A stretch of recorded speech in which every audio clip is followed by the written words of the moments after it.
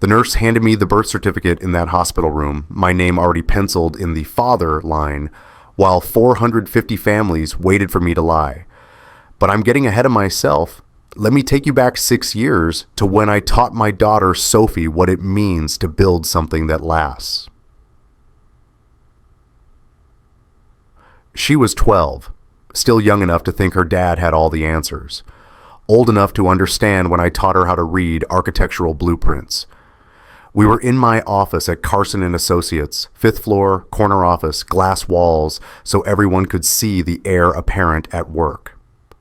Sophie had come straight from school, backpack still on her shoulders, and I'd pulled out the red blueprint tube from the corner.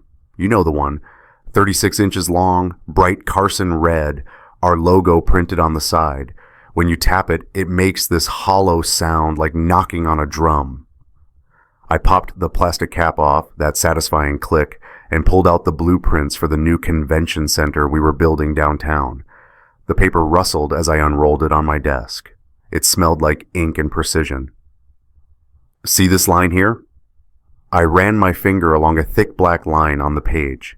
That's a load-bearing wall. If the measurement is off by even an inch, the entire structure is compromised. Sophie leaned in, squinting at the numbers. How do you know where it goes? Math, physics, and 50 years of the Carson name, meaning we get every line right. I tapped the blueprint. Every line matters, Sophie. One false measurement and the whole structure fails. That's what separates Carson buildings from everyone else. We get every line right, every time. She looked up at me with those serious brown eyes. What if someone makes a mistake? I didn't even hesitate. Then you stop. You don't build on a bad foundation. You fix it, even if it means starting over, even if it's expensive, even if it's embarrassing. I pointed to the company motto on my wall, the same one that's been on every Carson building since 1978. We build things that last, honey, and things only last if they're built right from the beginning. Sophie nodded slowly, running her small finger along the blueprint lines, careful not to smudge them. I had no idea I was teaching her the standard she'd use to judge me 6 years later. On my desk, just behind that blueprint tube, sat my father's founder's brick, red clay from 1978, the first building Carson & Associates ever constructed, a small medical office in Quincy. Robert Carson had kept one brick, mounted it on a wooden plaque with a brass plate engraved, Robert Carson, first project, strong foundations. The brick was rough, gritty under your fingers, weighed about 4 pounds. When my dad set it down on a desk during a tough conversation, it made this dull thunk sound. Like a gavel, like a verdict. I didn't know it yet, but I'd be hearing that sound again very soon. Fast forward 6 years, December 18th, 2025. Massachusetts General Hospital, labor and delivery, 4th floor. Room 447. I remember the number because I'd been staring at it on the door for 12 hours while Meredith labored. After 3 miscarriages over 5 years, we'd almost given up. Then, this pregnancy, full term, healthy. The ultrasounds looked perfect. When they handed me my son, 7 pounds, 8 ounces, perfect pink skin, tiny fingers that gripped mine, I broke down. 50 years of my life, and I'd never felt anything like that. Pure, uncomplicated joy. Meredith looked exhausted but radiant in the hospital bed. Her hair was pulled back, face flushed, hospital gown slightly askew. She smiled at me, and for a second, everything was right in my world. The nurse, kind woman, maybe 55, been doing this for decades, came in with a clipboard. Congratulations, Mr. Carson. I just need you to fill out the birth certificate before we can process everything. She set the clipboard on the rolling table beside Meredith's bed. Standard Massachusetts birth certificate form. Cream-colored paper with a green border. Official state seal watermarked into it. You could feel it raised slightly under your thumb. A pen hung from a small bead chain. I reached for the pen. That's when I noticed Meredith had already filled in parts of it. Mother's information. Baby's expected name, we'd chosen Nathan, and in the father field, in her handwriting pencil light, erasable, Daniel Marcus Carson. The nurse smiled. Just need your signature on the father line to make it official. I picked up the clipboard. The pen made a clicking sound in the silence of the room. Then the nurse said something that changed everything. He's perfect. Full term, 38 weeks gestation, 7 pounds, 8 ounces. Good thing we caught that dating ultrasound at 6 weeks back in April at the clinic, or we might have worried about premature labor. I froze. April. Dating ultrasound, 6 weeks. My brain started doing math. 38 weeks gestation. Count back 38 weeks from today. December 18th. That's March. Late March. The baby was conceived in late March. I pulled out my phone with my free hand, opened my calendar app, scrolled back to March 12th through April 2nd. 21 days. Tokyo, Japan. I'd been in Tokyo for 3 weeks straight, overseeing the final construction of the Nakamura Grand Hotel, a $45 million project, the biggest international contract Carson and Associates had ever landed. 21 days. I had passport stamps, hotel records, video calls with my dad every single morning at 7 a.m. Boston time. The baby was conceived in March. I was in Tokyo for 3 weeks in March. I looked at Meredith, really looked at her. Her face had gone pale. She was staring at me, and in that instant, I saw her realize that I'd done the math. The baby was conceived in March, I said quietly. She opened her mouth, but I kept going. I was in Tokyo for 3 weeks in March, the entire month. I have passport stamps, Meredith, hotel receipts, security camera footage at the Nakamura site with time and date stamps. 21 days, 5,000 miles away. The nurse looked between us, confused. The baby started fussing in his bassinet.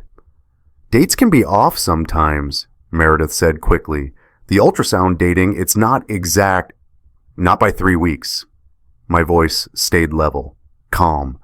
The same voice I use in board meetings when someone's trying to bullshit me about budget overruns. Not when we're talking about the window between when I left and when I got back. Meredith, I wasn't even in the country. She reached for me.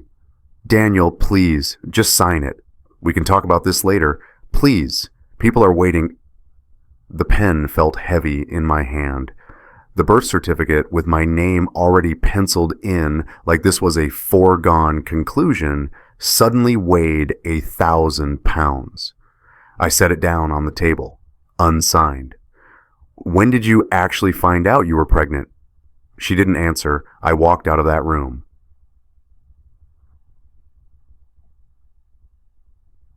But here's the thing about truth. It doesn't just appear one day. It builds slowly. Red flags you ignore because looking at them, really looking, means admitting everything's wrong. 2 weeks before that hospital room, Linda Wu had knocked on my office door. Linda's our chief operating officer. 52, been with Carson and Associates for 25 years. Worked her way up from project coordinator to my dad's right hand. She's got this maternal energy. Brings me coffee when I'm stressed. Remembers Sophie's birthday. Knows when something's wrong before I do. She came in with a stack of papers. 22 pages, paper clipped at the corner. The clip was slightly bent from the weight. Daniel, I need you to look at something.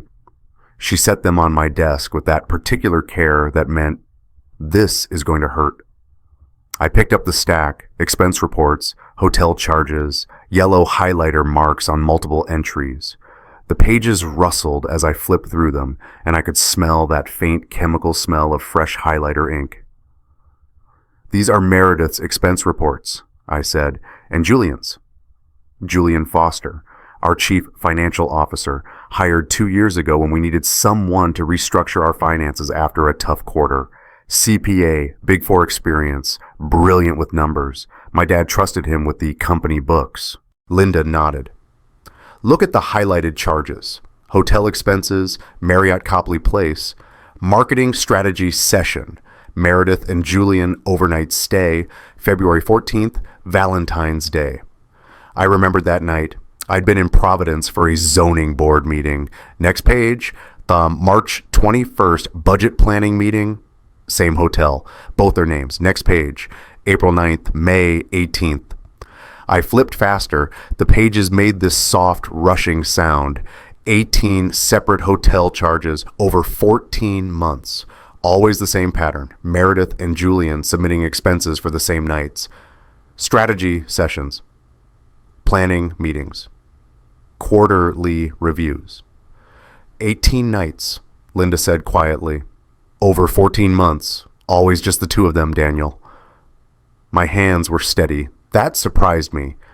I set the stack down on my desk. It made a soft thump and looked up at Linda. Could be legitimate. They work closely on the marketing budget. Daniel. Linda's voice was gentle but firm. 18 nights. I've been here 25 years. I know what legitimate overnight planning sessions look like. This isn't that. I wanted to argue, wanted to explain it away. But I'd spent 15 years as an assistant district attorney before joining the family business. I knew what evidence looked like, circumstantial, not proof, but damn suggestive. Thank you for bringing this to me, I said. Professional, calm. I'll handle it. Linda hesitated at the door. Daniel, I'm sorry. I know Meredith. I know your family. I wouldn't bring this to you if I wasn't. I know. Thank you, Linda. She left. I sat there for 20 minutes staring at those expense reports. On my credenza 3 feet away, my father's brick sat there. Strong foundations. I told myself there had to be an explanation. If you've ever ignored a red flag because you wanted to believe everything was fine, because confronting it felt harder than pretending, you know what I did next. I put those expense reports in my desk drawer and told myself I'd deal with it later. I ignored Linda's evidence for 2 weeks, until that hospital room forced me to face it. When I walked out of Meredith's hospital room, birth certificate unsigned, son crying in his bassinet, my whole life cracking open, I made it as far as the parking garage before Sophie found me. I was standing next to my car. 4th level of the parking structure, late afternoon, concrete and echo and the smell of motor oil. I had the unsigned birth certificate in my hand, just holding it, staring at Meredith's penciled-in writing. Dad? I turned. Sophie was 20 feet away, backpack over her shoulder. She'd come straight from Boston University when Meredith texted her that labor had started. 18 years old now, not a little girl anymore. Business major, summer intern at Carson and Associates. Smart as hell. She walked closer, and I saw her eyes go to the clipboard in my hand. Why didn't you sign it? I couldn't find words. She came closer, looked at the form, saw the empty father's signature line, saw Meredith's penciled-in name above it. Dad, what's going on? The parking garage suddenly felt very small. The timeline doesn't work, Sophie. My voice came out flat. The baby was conceived when I was in Tokyo for 3 weeks. I wasn't even in the country. I watched her face change. Confusion, then understanding, then something that looked like betrayal, but not at me. At the situation, at what it meant. Mom. She didn't finish the sentence. My phone rang. Dad's number. I answered because you always answer when Robert Carson calls. Daniel. His voice was tight. Linda just told me. Get to my office. Now. Dad, I'm at the hospital. I know where you are. I know what you didn't sign. And I know we have 6 days until the Christmas party where you're supposed to be announced as CEO, and 2 days after that, the board votes on succession. His voice got quieter, which with my dad meant it got more dangerous. 450 employees, Daniel, 450 families, my life's work. Get here, now. He hung up. Sophie was watching me. The Christmas party. Oh my God, Dad, the announcement. I nodded, couldn't speak. Everything we'd planned, the transition, the succession plan that had my name filled in on 80 pages of legal documents, the new leadership, the future of Carson and Associates. All of it depended on me being who everyone thought I was. And I just walked out of a hospital room without claiming a child everyone expected me to claim. Sophie stepped closer. Her voice dropped. Are you going to sign it? I don't know. Dad, you taught me to read blueprints. You said every line matters. I looked at her, really looked at her, and I saw that 12-year-old girl learning about load-bearing walls and strong foundations. I know what I taught you, Sophie. Then you know the answer. She walked away, back toward the hospital entrance, left me standing there in the parking garage with an unsigned birth certificate and the weight of 450 jobs pressing down on my shoulders.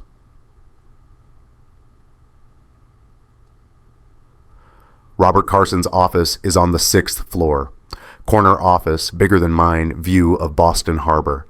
His desk is this massive oak thing, custom made in 1985, the year Carson and Associates broke $10 million in revenue for the first time. When I walked in 40 minutes later, he was standing by the window, 70 years old, still built like the construction foreman he'd been at 25. Gray hair, weathered face, hands that had literally built buildings before he started signing the contracts for others to build them. On his desk, front and center, sat his retirement watch. A gold Rolex date-just back engraved, RC 50 Years Building Dreams, 2028. It was in a velvet box. The box was open so you could see it. The watch ticked softly. Next to it, my succession plan, navy blue leather binder, Carson and Associates logo embossed in gold, 80 pages, tabbed and indexed, leadership transition, stock transfer, board approval, process, my name filled in on every single page. Dad turned from the window. Sit down. I sat. He picked up the founder's brick from his desk, that same brick that had been on my desk that I'd used to teach Sophie about foundations, and set it down in front of me. The dull thunk echoed in the silent office. 47 years ago, he said, I mortgaged my house to start this company. Your mother was pregnant with you. We had $4,000 in savings. I bid on a small medical office in Quincy and prayed I wouldn't screw it up. He tapped the brick. This is from that building. I kept it to remind me what we're built on. Strong foundations, no shortcuts, no lies. The Carson name means something in this city because for 47 years, when you see our name on a building, you know it's solid. You know it's going to last. I nodded. I'd heard this speech before, but something about his tone told me this time was different. 6 days from now, Dad continued, you're supposed to stand up at the Christmas party in front of 450 employees and their families and accept the CEO position. The board votes 2 days later. This has been planned for 3 years. The transition documents are filed. The press release is drafted. He leaned forward. And instead, you're in a hospital room refusing to sign a birth certificate because you think your wife's been screwing your CFO. I don't think, Dad. I know. The timeline... I don't care about the timeline. His voice cracked like thunder. Then, quieter, I care about 450 families who depend on Carson and Associates for their mortgages, their kids' college funds, their retirement. I care about 47 years of reputation. I care about what happens to this company if the heir apparent's personal life explodes in the middle of a leadership transition. He picked up the succession binder. The leather creaked as he opened it, flipped to a page. You're 41 years old. I've been grooming you for this since you were 18. You left a career as an ADA to come back here. You've earned this, Daniel. Don't throw it away because your wife made a mistake. A mistake? I kept my voice level. She's been having an affair for 14 months with our CFO, and she tried to pass off his child as mine. So handle it privately, sign the certificate, become CEO, then deal with your marriage however you want. Divorce her in January, but don't blow up the company Christmas party. Don't give the board a reason to postpone the succession vote. Don't what, Dad? Don't have integrity. The word hung in the air. Robert Carson stared at me. His jaw worked. Then he sat back in his chair. You sound like your mother. My mom died when I was 22. Cancer, fast and brutal. But before that, she'd been the moral center of our family. The one who'd made Dad apologize to a subcontractor he'd yelled at unfairly. The one who'd made him donate to charity anonymously instead of for the PR. She'd want me to sign it too? I asked. Dad was quiet for a long moment. No, she'd want you to do what's right no matter what it cost. He looked at the founder's brick. She'd probably quote some Bible verse about building on rock instead of sand. He stood up, walked to the window, looked out at the harbor. You have 6 days, Daniel. Fix this. Sign the certificate, save the company, or don't, and watch everything I built fall apart because you couldn't keep your personal life from destroying the professional. He didn't look at me. I left his office. On his desk, the succession binder lay open, my name on every page. The retirement watch ticked in its velvet box. 6 days until the Christmas party. 2 days after that, the board vote. And somewhere in that hospital, a baby with my name penciled on his birth certificate was crying for a father who couldn't claim him without committing fraud. The emergency board meeting happened the next morning, December 19th. 5 days until the Christmas party, Philip Ashworth called it. He's our board chairman, non-family member, former Goldman Sachs banker, brought in 10 years ago to provide outside perspective. 56 years old, silver hair, the kind of guy who wears suits that cost more than most people's cars, but somehow makes you feel like he's on your side. The meeting was in the large conference room. 6th floor, glass walls, view of downtown Boston, long oak table that seats 14. Only 5 of us were there. Philip, 2 family board members, my uncle Tom and cousin Sarah, and 2 outside directors. Linda Wu sat in the corner taking notes. Grace Henderson, our head of HR, stood by the projector. My succession plan binder sat on the table in front of Philip, closed. Gentlemen, ladies. Philip's voice was measured. We're here because of a situation that could impact our planned leadership transition. My Uncle Tom, Dad's younger brother, 62, runs our Providence office, looked at me. Is it true? You refuse to sign the birth certificate? The timeline doesn't support paternity, I said. Simple, factual. Sarah, my cousin, Dad's niece, 48, tough as nails. So get a paternity test, sign the certificate, handle it quietly. That would be fraud, I said. I'm a former prosecutor. I know what happens when you sign legal documents you know are false. One of the outside directors, Margaret Chen, corporate attorney sharp as glass, leaned forward. The optics of this are problematic. We have a leadership transition planned for next week. The Christmas party is our biggest employee event of the year. 200 people have RSVP'd, and that's not counting family members. The press release announcing your CEO appointment is drafted. If this becomes public, it won't become public if Daniel handles it correctly. Tom interrupted. Sign the certificate, save the company, deal with the personal stuff later. Philip held up a hand. Let's focus on what we can control. Grace, you've been reviewing the personnel files. What do you have? Grace clicked the remote. The projector hummed to life. On the screen, hotel expense reports. The same ones Linda had shown me, but now they were laid out in a timeline. 18 entries over 14 months. Each one highlighted.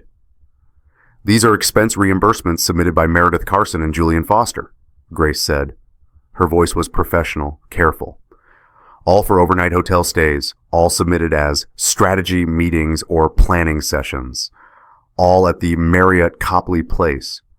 She clicked to the next slide, a spreadsheet. Our company policy requires that overnight strategy sessions involving multiple executives be documented with agenda, attendee lists, and outcomes. I reviewed our internal records. Of these 18 submissions, only 4 have any supporting documentation. Margaret leaned forward. What about the other 14? No agendas, no meeting minutes, no outcomes documentation. Grace's voice stayed level, but I could hear the edge. Just expense reimbursements that were approved because they came from executive level staff. Sarah swore under her breath. Tom looked at me. You knew about this. Linda brought it to me 2 weeks ago. I was processing it. Processing it? Tom's voice rose. Daniel, we're 5 days from... Before we continue, Philip interrupted. Grace, is there anything else? Grace hesitated, just for a second. But I saw it. Grace? I said. She looked at Philip. He nodded. Grace clicked to the next slide. When I started reviewing these expenses more carefully, I noticed something. I called the Marriott to verify the conference room bookings for these dates. She paused. 17 of these meetings never happened. The hotel has no record of conference rooms being booked on these dates. No charges for meeting spaces, no catering orders, nothing. The room went dead silent. What are you saying? Margaret's voice was knife sharp.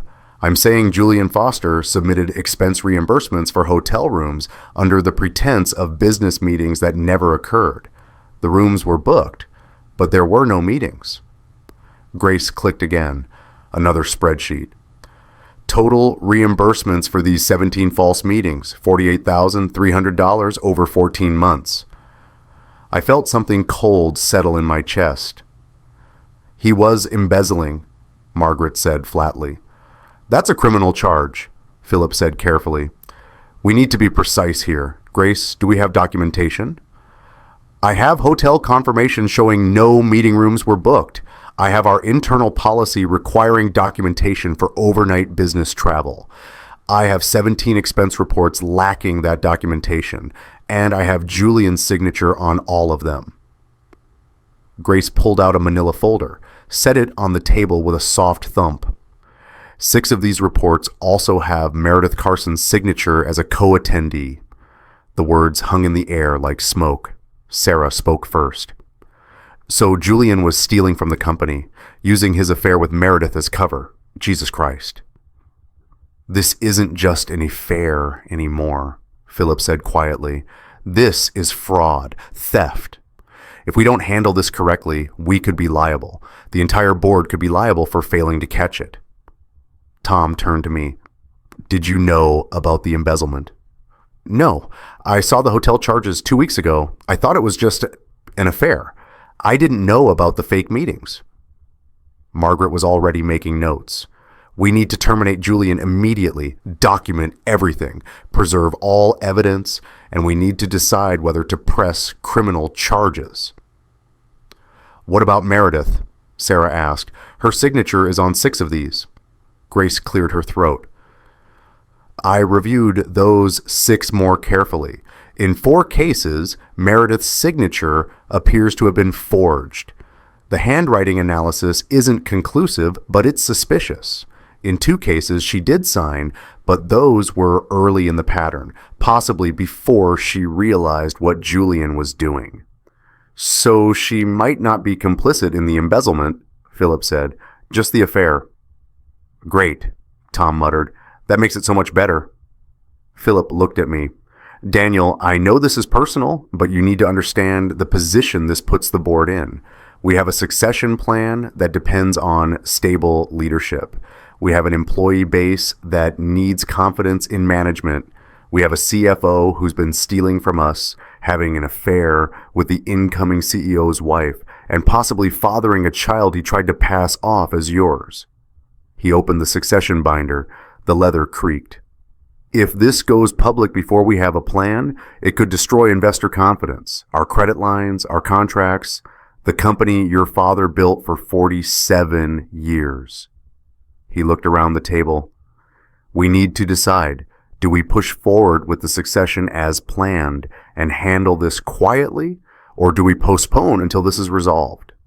Postponing looks weak, Margaret said. Markets hate uncertainty in leadership transitions.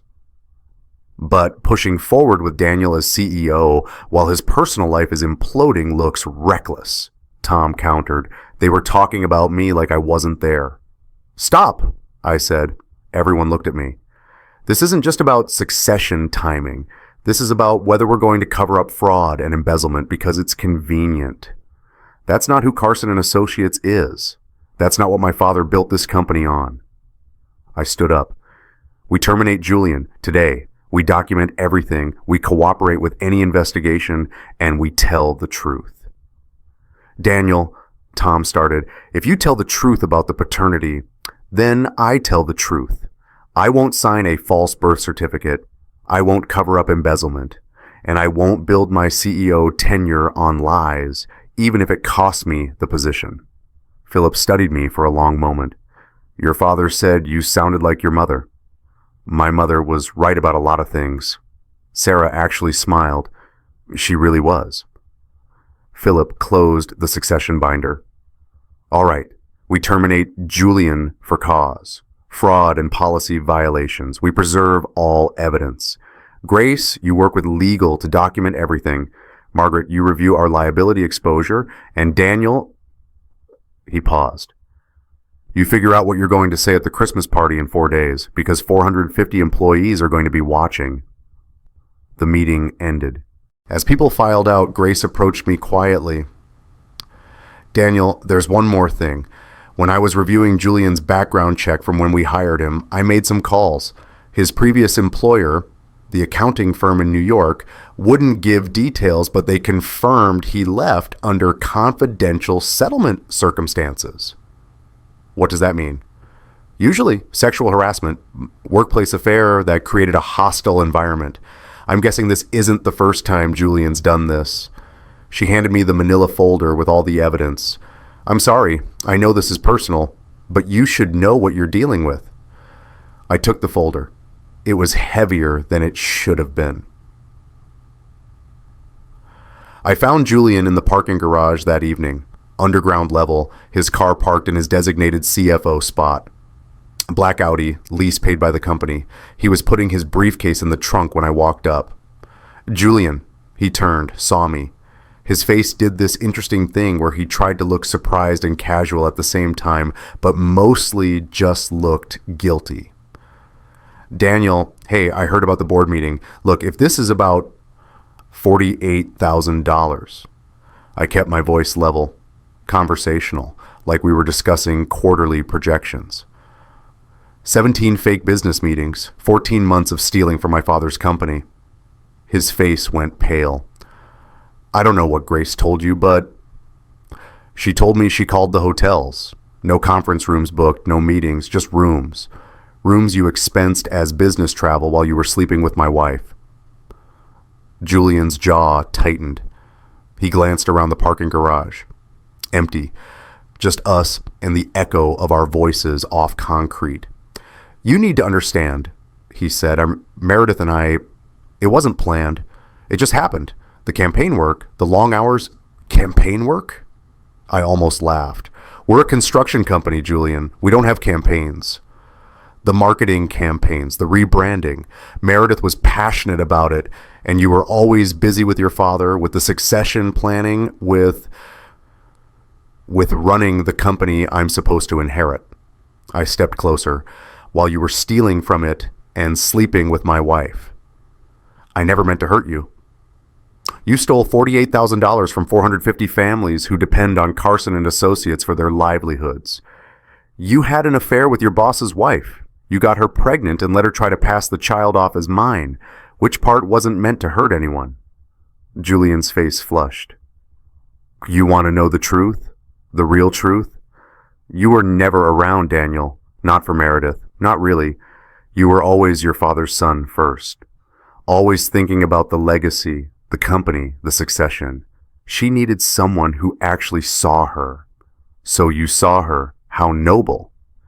And yes, I deserve to be CFO. I restructured this company's finances. I saved us from bankruptcy risk.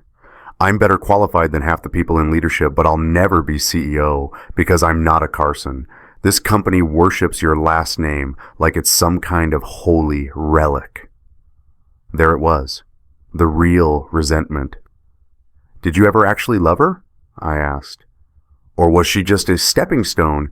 Get close to the wife, maybe work your way into the family, influence the succession. Julian didn't answer. That was answer enough. You're terminated, I said. Effective immediately. Grace has documented everything. You'll receive formal notice tomorrow morning. We're still deciding whether to press criminal charges. You can't. I can. The board voted fraud and policy violations. Your company credit cards are deactivated. Your building access is revoked. Your email is locked. Security will escort you out tomorrow at 9 a.m. I turned to walk away. Did you ever think, Julian called after me, that maybe Meredith went looking for someone else because you weren't enough? I stopped, didn't turn around.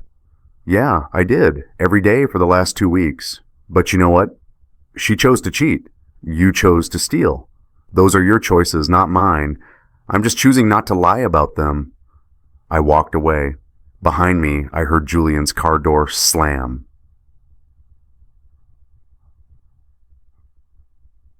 I went home to an empty house. Meredith was still at her sister's place in Cambridge.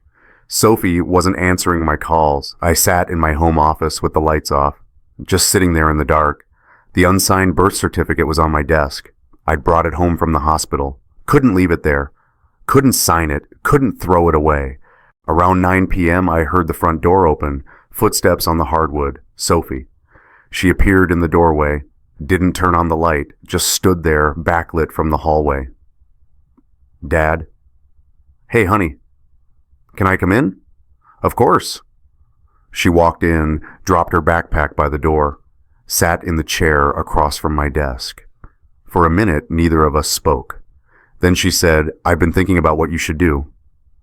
And I don't know, which makes me angry because you taught me that the right answer is always clear if you're brave enough to see it.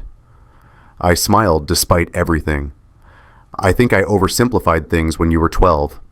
Sophie leaned forward. I could barely see her face in the darkness.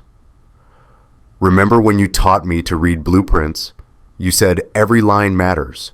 You said if a measurement is wrong, you don't build on it. You fix it, even if it means starting over. I remember. She stood up, walked around my desk, picked up something from the corner, the red blueprint tube. The one I'd used to teach her. It was still there, like always. She held it, ran her fingers along the Carson logo. You taught me that, she said quietly. You taught me that buildings only last if they're built right from the beginning. That the Carson name means something because we don't cut corners. We don't lie about measurements. We don't pretend load-bearing walls are in the right place when they're not. She set the tube down on my desk. It made a hollow sound. Then she picked up the birth certificate. This is a blueprint, Dad, for a person, for Nathan, his entire life, his identity, his medical records, his inheritance rights, everything. Her voice cracked. Every line matters. You taught me that. And the father line, that's a load-bearing wall. If it's wrong, the whole structure is compromised. I couldn't speak. Sophie set the certificate down. I've been angry at you for the last 24 hours. Not because Mom cheated. Not because of Julian. I've been angry because when I found you in that parking garage, you said, I don't know, when I asked if you'd sign it. And I thought, the dad who taught me about blueprints wouldn't have to think about this. He'd know. She paused. But then I realized something. You weren't thinking about whether to lie. You were thinking about what it would cost to tell the truth. That's different. I found my voice. What do you think it'll cost? Everything. The CEO position, the succession, maybe the company's stability, definitely your marriage, maybe even your relationship with Grandpa. That's a lot. Yeah. Sophie's silhouette nodded. But Dad, I watched you for 18 years. You taught me about integrity, about doing the right thing even when it's hard, about the Carson name meaning something. She picked up the blueprint tube again. If you sign that certificate knowing it's false, you're not the man who taught me to read blueprints. You're not the man I've been trying to be like my whole life, and I don't know what I do with that. She walked to the door, stopped. I love you, Dad, but I can't watch you build your CEO tenure on sand and pretend it's a strong foundation. She left. I sat there in the dark, holding an unsigned birth certificate with a blueprint tube on my desk that suddenly weighed more than my father's brick. If you were me, 450 employees depending on you, your father's legacy, your daughter watching, would you sign the certificate to protect everyone or refuse and risk everything? I needed to know what I was refusing or accepting. I called a private lab, ordered a paternity test kit, express delivery to my home address. It arrived the next morning. December 20th, 4 days until Christmas, 4 days until the party. I sat in my car in the Carson and Associates parking garage, level 3, 6:30 a.m. The building was empty except for security. The paternity test kit sat on the passenger seat. Brown mailer envelope, discreet packaging, nothing that would indicate what was inside. I'd done the test yesterday, cotton swabs, barcode labels, prepaid return envelope, sent it overnight to the lab. The results had arrived at my house this morning. Plain brown envelope, no return address except a lab code. I held the envelope in my hands. Hadn't opened it yet, because once I opened it, I'd know. Not probably, not the timeline suggests. I'd know for certain. The envelope made a crinkling sound as I turned it over. I tore it open. The sound seemed too loud in the quiet car. 1 page inside, laser printed, clinical language. Paternity test results. Mother Meredith Ann Carson. Child, male infant, DOB, December 18th, 2025. Alleged father, Daniel Marcus Carson. Tested, father, Julian Michael Foster. My eyes went to the conclusion section. Probability of paternity, Julian Michael Foster, 99.97%. Daniel Marcus Carson, excluded as biological father. Numbers don't lie. Numbers don't have emotions. Numbers just are. I sat there holding that page, feeling the paperweight in my hands, seeing 99.97% in black and white, and maybe died. For 2 weeks, there'd been this tiny voice in my head saying, maybe the timeline's wrong, maybe there's an explanation, maybe the dates got confused, maybe, gone. Julian Foster is Nathan's father. 99.97% certainty, I'm not. I sat in that car for 20 minutes, just sitting, holding a piece of paper that said, my wife's child isn't mine. Then I drove to the hospital.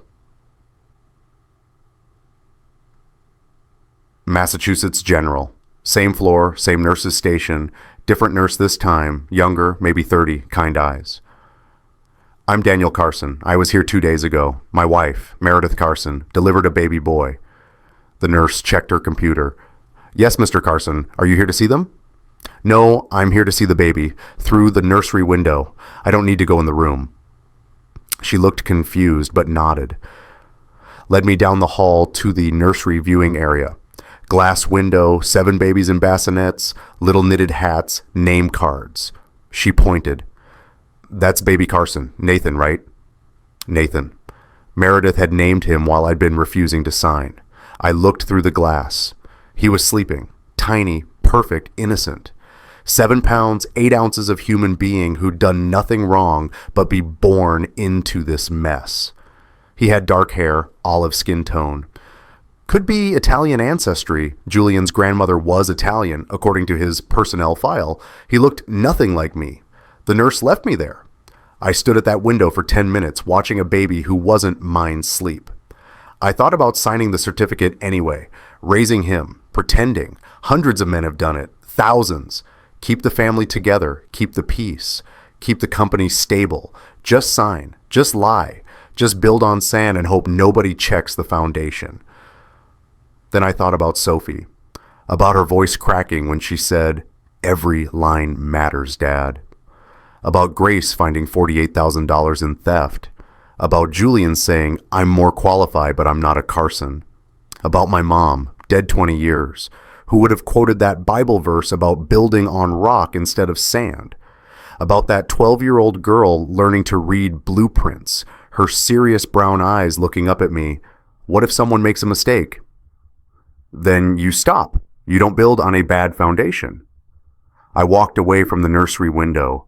Later, I called my lawyer, told him to prepare divorce papers, told him to include a copy of the paternity test.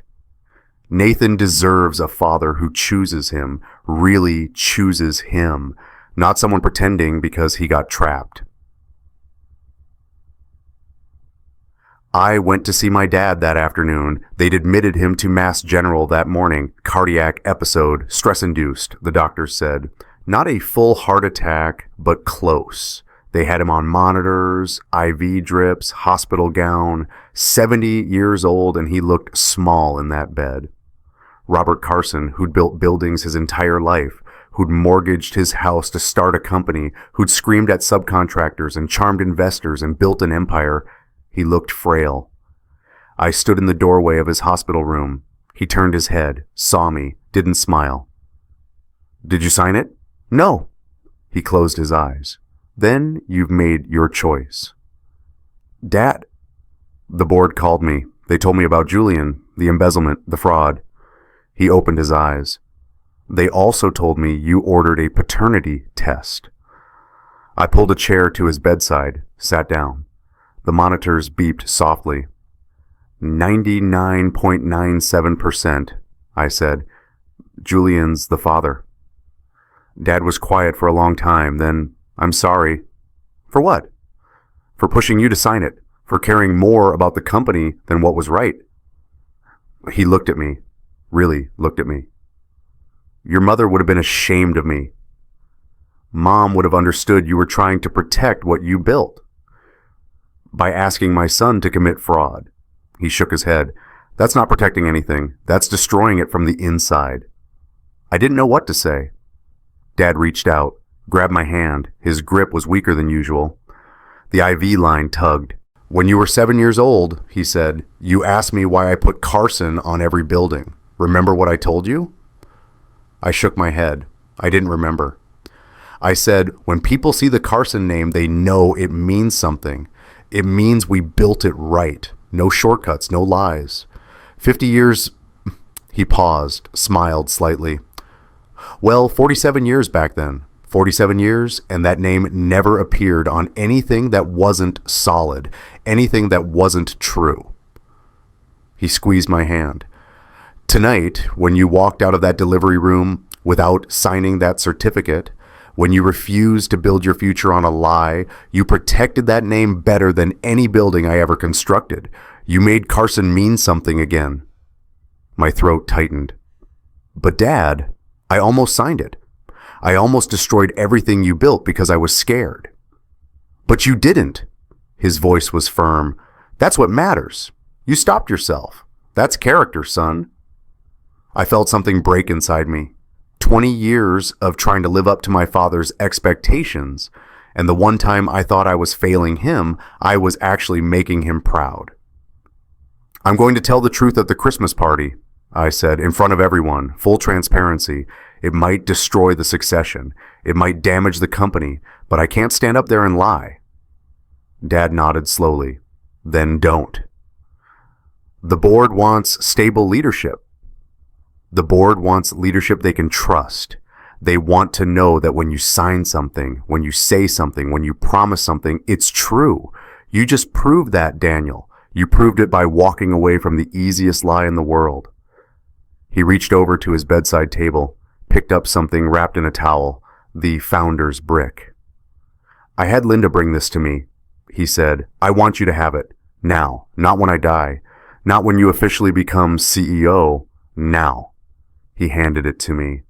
The brick was heavy in my hands, rough red clay, the brass plate engraved with his name, strong foundations. "You've earned this," Dad said. "Not because you're becoming CEO. That was always going to happen eventually. You earned it because when it mattered, you chose to be a Carson. And being a Carson isn't about inheriting a company. It's about inheriting a standard, a way of being, a commitment to building things that last by building them right." He smiled, tired but genuine. "That certificate you didn't sign? That's the strongest foundation you've ever built, son." I held the brick, 4 pounds, 47 years of reputation, one decision that could have destroyed it all. "What do I do about the Christmas party?" I asked. "Tell the truth, all of it. Let 450 people see who you really are. Then let them decide if you're worthy of leading them." And if they decide I'm not? Then you'll have lost a CEO position with your integrity intact. But I don't think you're going to lose, Daniel. I think you're going to show them what real leadership looks like. He squeezed my hand one more time. Make me proud again. I left the hospital holding my father's brick, the one from the first building he ever built, the one that said strong foundations. 3 days until the Christmas party. 450 people waiting to see if I'd tell them the truth or a comfortable lie. And for the first time in 2 weeks, I knew exactly what I was going to do. December 21st, 3 days until the party. I sat in my office at 6 a.m. The building was dark except for security lights and the glow from my desk lamp. I'd been there since 5, writing and rewriting what I'd say to 450 people. On my desk, the founder's brick. Dad had given it to me in the hospital, and I'd brought it here. It sat front and center, right where I could see it. Next to it, the unsigned birth certificate. I'd kept it, evidence, reminder, and a legal pad covered in crossed-out sentences. My handwritten notes for the speech I didn't want to give but had to. I'd thrown away the prepared CEO acceptance speech. That version of reality didn't exist anymore. Now I was writing something else, something true. My door opened. Linda Wu, holding 2 coffees from the shop downstairs. She set one on my desk without a word, sat down in the chair across from me. "You've been here all night," she said. "Most of it." She looked at the legal pad, the crossed out lines, the few sentences that remained. "What are you going to tell them?" "The truth, all of it." Linda nodded slowly. "That's going to hurt." "Yeah. Some people will quit. Some will lose respect for you. Some will think you should have handled it privately." "I know. And you're doing it anyway." "I am." She picked up the founder's brick, ran her fingers over the engraved brass plate. "Robert gave you this?" "From his hospital bed. Told me I'd earned it." "You have." She set it down carefully. "Daniel, I've worked for your father for 25 years. I've seen him make hard decisions, fire people, lose contracts, navigate recessions. But I've never seen him more proud of anyone than he was when he told me about you refusing to sign that certificate." My throat tightened. 450 people are going to gather downstairs tomorrow, Linda continued. They're expecting a celebration, a CEO announcement, Christmas bonuses, holiday cheer. I know what they're expecting. What are you going to tell them? I looked at my legal pad, at the few lines I'd kept, the ones that felt true. I'm going to tell them that my father built this company on the principle that we build things that last. And then I'm going to tell them what that actually means. Linda stood up, paused at the door. For what it's worth, you're already acting like a CEO. Real leadership isn't about protecting image. It's about protecting truth. She left. I went back to my notes, crossed out 3 more lines, added 2. On the wall above my desk, the company motto stared back at me. We build things that last. Yeah, we do, but only if we build them right. December 24th, Christmas Eve. The Christmas party was in our main conference hall. We'd transformed it. White lights strung along the ceiling, 6 round tables seating 8 people each, buffet stations along the walls, small stage at the front with podium and microphone. Company logo projected on the screen behind the stage. 450 employees, plus families. The room held about 200 at capacity, so we'd set up overflow seating in the adjacent conference room with a video feed. I stood in the back hallway, watching through the doorway as people arrived. Laughter, hugging, kids running around. The operations manager's wife was pregnant, due in February. The lead electrician brought his father, who'd worked for Carson and Associates in the 80s. This wasn't just a company, it was a community. Generations of families. And I was about to tell them their incoming CEO's wife had cheated with their CFO, who'd also been stealing from them. Grace found me in the hallway. Julian's termination was processed yesterday, Security escorted him out. He tried to argue, but his lawyer advised him to leave quietly.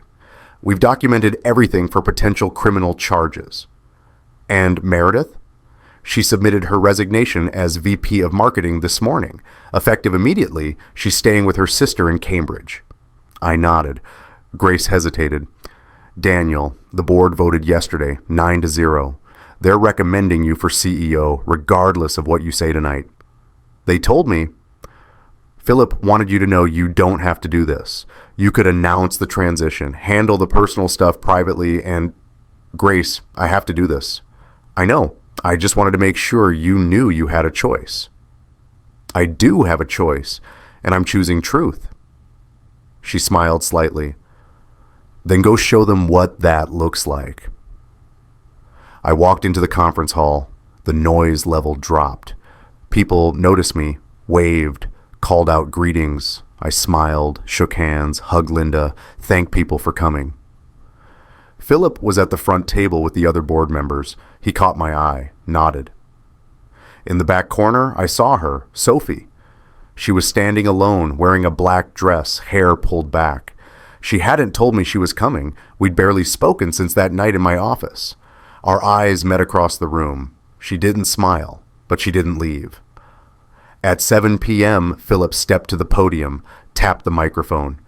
Good evening, everyone. Thank you for being here. We have a lot to celebrate this year. Record revenue, 3 major projects completed ahead of schedule, and the launch of our new sustainability initiative. Applause. Cheers. But tonight is also about transition, about legacy, about the future of Carson and Associates. He looked at me. I'd like to invite Daniel Carson to the stage. More applause. People stood. I walked to the podium on legs that felt disconnected from my body. Philip shook my hand, whispered, "Tell them the truth. They can handle it." He stepped aside. I stood at the microphone, looked out at 450 faces, people I'd worked with for 15 years, people who'd built my father's buildings, people who trusted the Carson name. The applause died down. People sat. The room went quiet. I gripped the podium, took a breath. Thank you for being here. I know you're expecting me to announce that I'm becoming CEO. That's what tonight was supposed to be. A celebration of transition, of continuity, of Carson and Associates moving into its next chapter. I paused. I'm not going to do that. Not yet. First, I need to tell you the truth about what's been happening. The room went very still.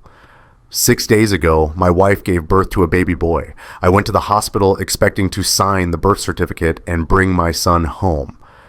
But when I looked at the dates, the conception timeline, I realized something was wrong. The baby was conceived when I was in Tokyo for 3 weeks on the Nakamura project. I could hear people breathing. I refused to sign the birth certificate. I ordered a paternity test. The results came back 3 days ago.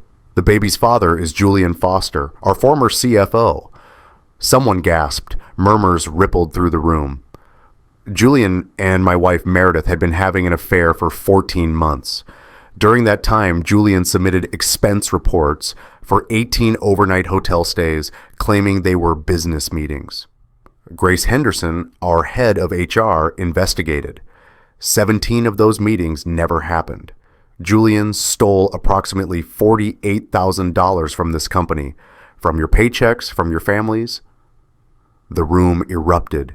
People talking, shouting questions, standing up. I raised my hand, waited for quiet. Julian was terminated 2 days ago for fraud and policy violations. Meredith resigned as VP of Marketing. We've preserved all evidence and are cooperating with any investigation. The board has been fully briefed. Philip can answer specific questions after this. I looked around the room, saw shock, anger, confusion, and in the back corner, Sophie, watching me with those serious brown eyes. I'm telling you this because my father built this company on a principle. It's printed on every building we construct. We build things that last. I pointed to the projection screen behind me. The company motto glowed there. I grew up thinking that meant we built strong buildings, solid structures, things that wouldn't fall down, and that's true. But I almost forgot what that really means. I paused, looked at the faces watching me. We don't just build buildings that last. We build reputations that last, relationships that last, trust that lasts.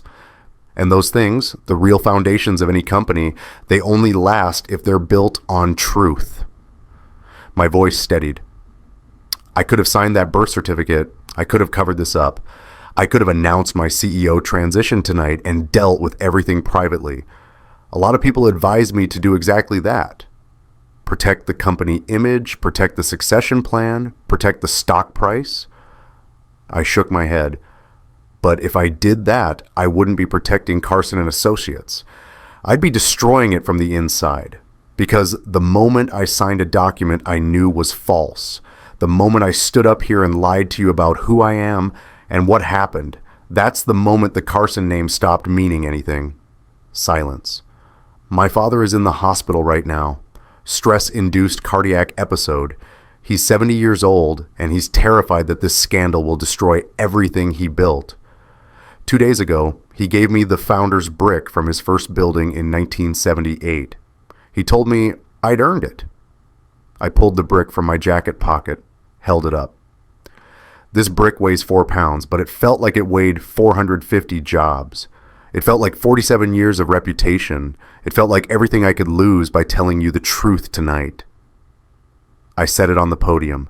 The thunk echoed through the silent room. But my father told me something else. He said being at Carson isn't about inheriting a company.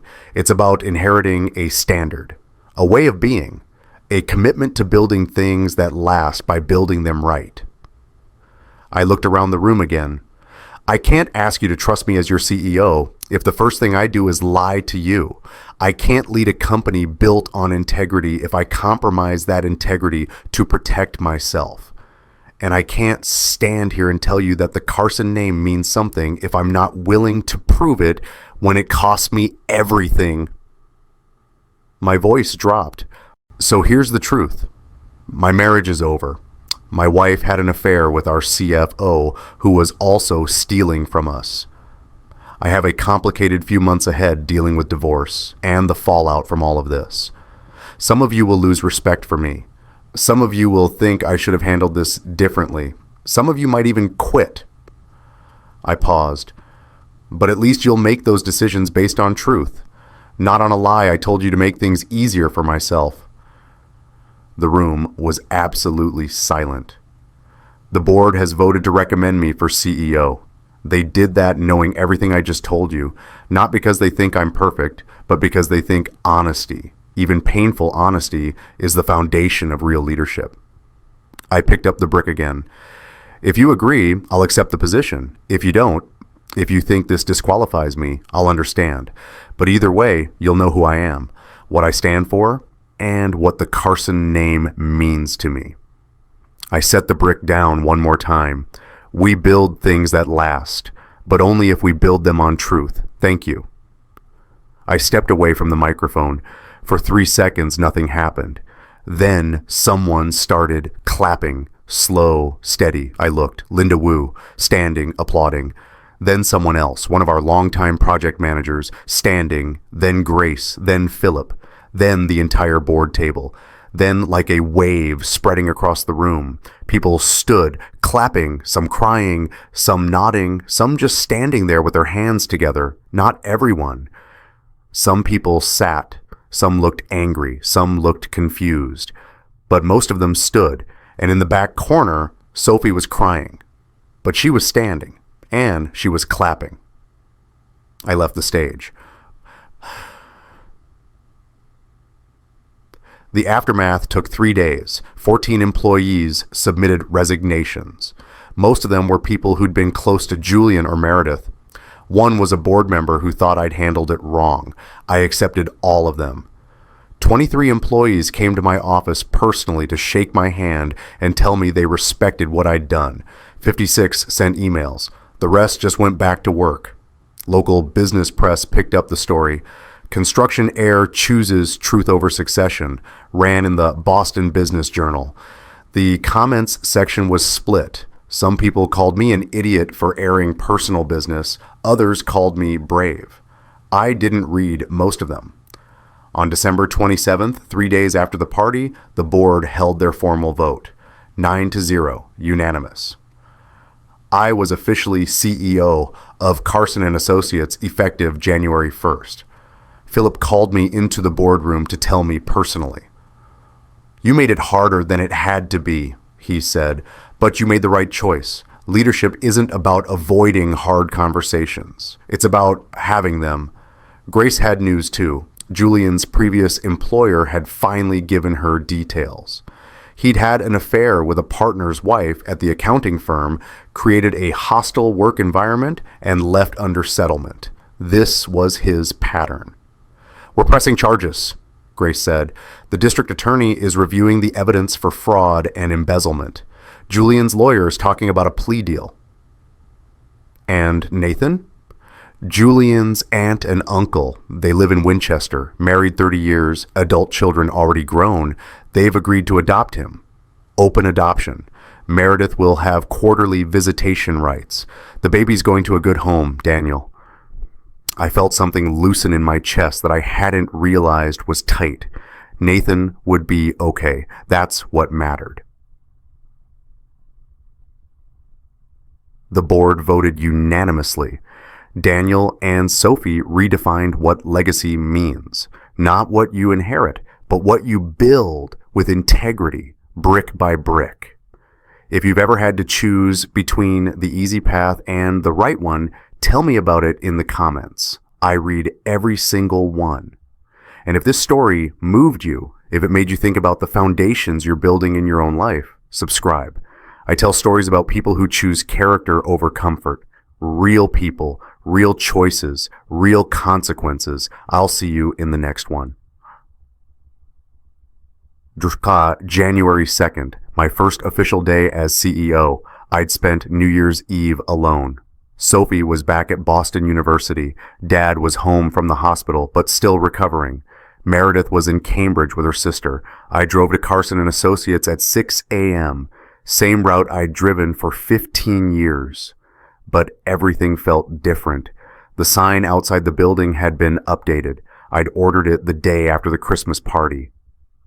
Carson & Associates, or Sucker 1978, and underneath a new line, built on truth. I parked in my spot, now labeled CEO instead of EVP. Took the elevator to the 6th floor, my new office, the corner office, the one that had been my father's for 47 years. The movers had brought my things up yesterday, my desk, my files, my books, and on the credenza, front and center, the founder's brick.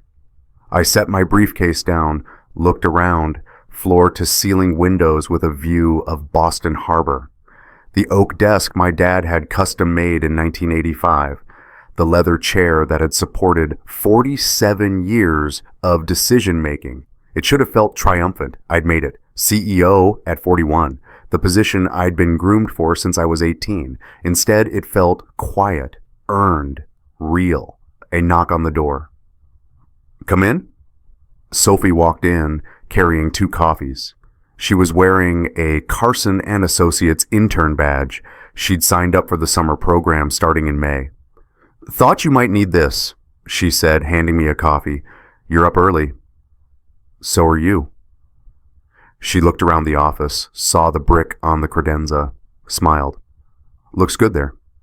"Yeah, it does." She sat in one of the chairs facing my desk, the same chair she'd sat in 6 years ago when I taught her to read blueprints. "I changed my major," she said. "To what?" "Business ethics." She pulled out a form from her bag, official BU major declaration, signed and dated. "I'm minoring in construction management.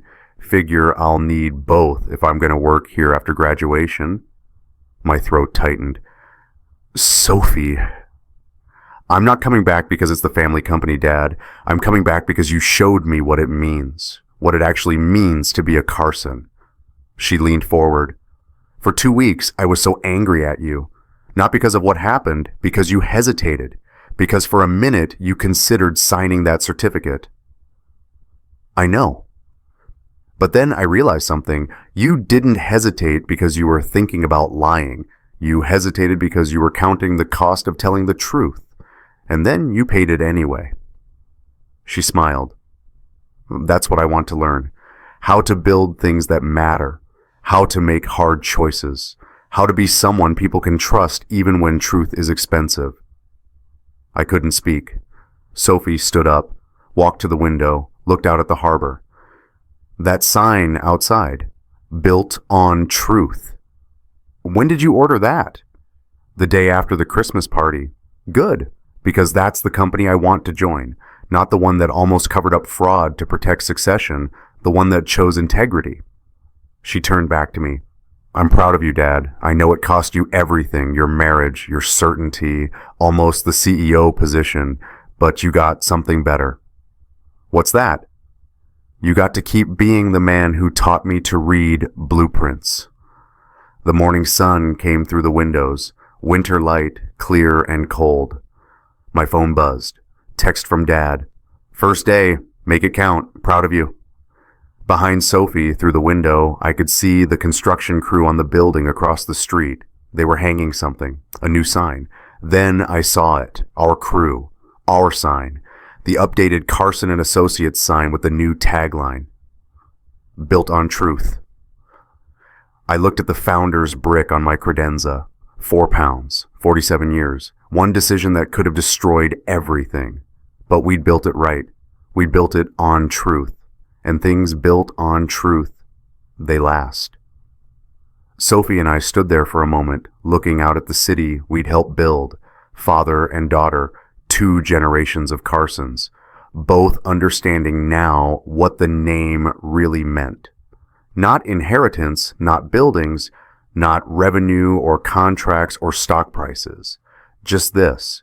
When you see the Carson name, you know it's solid. You know it's true. You know it was built right, even when building right cost everything. The door opened. Dad walked in, moving slowly, still recovering, but here. He shouldn't have been out of bed, but of course he was here. He looked at me behind the desk, at Sophie by the window, at the brick on the credenza. He didn't say anything, just nodded once. Then he walked to the credenza, picked up the gold Rolex from the velvet box, the retirement watch engraved for 2028, and he handed it to me. 3 years early, he said, but you earned it. I took the watch, felt its weight, read the engraving, RC, 50 years building dreams, 2028. Dad, this is yours. It's ours. Mine for 50 years. Yours now. Different dream. Same foundation. He put his hand on my shoulder. Strong foundations, son. Strong foundations, Dad. Sophie came over, put her arms around both of us. Outside the window, the sign crew finished their work. The new Carson and Associates sign hung there, visible from the street, from the harbor, from anywhere you looked at this building. Carson and Associates, Esther's 1978, built on truth. We build things that last, but only if we build them right.